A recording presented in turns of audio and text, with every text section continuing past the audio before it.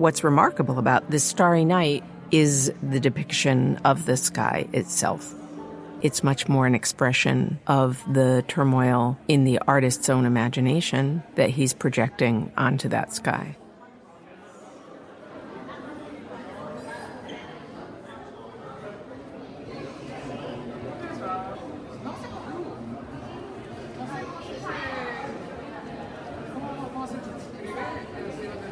Salvador Dali's 1931 painting, The Persistence of Memory, is a very small, cabinet-sized picture filled with exquisite, meticulously rendered detail.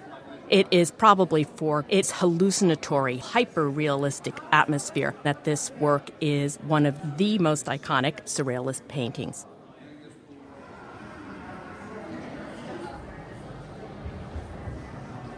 This work consists of 32 separate canvases.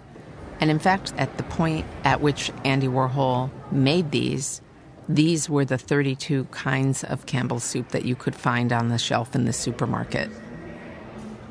The Campbell's soup cans represent the beginning moment of pop art. For Warhol, there was something very radical and daring to say that in a rich art collector's home, what would be on the wall would not be some kind of elitist subject, but a subject so ordinary and mundane and typical of American life as a tin can of soup.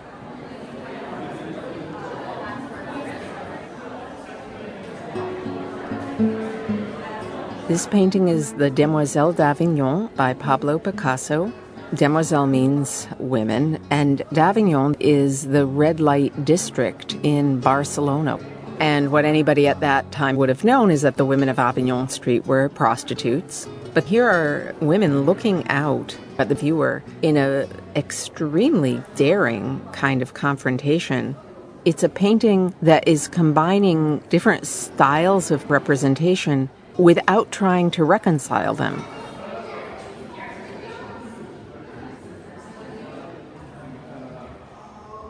Jackson Pollock is best known for what we have come to call his drip paintings.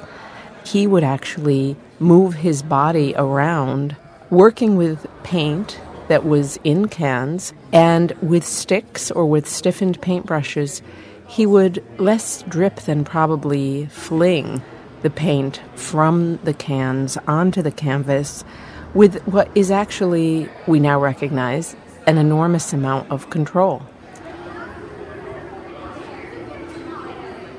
In Drowning Girl, we know the precise comic book that Lichtenstein looked at and lifted this image from. It's a DC comic published in 1962 titled Run for Love. And in the original version, the caption or the thought bubble had read, "I don't care if I have a cramp.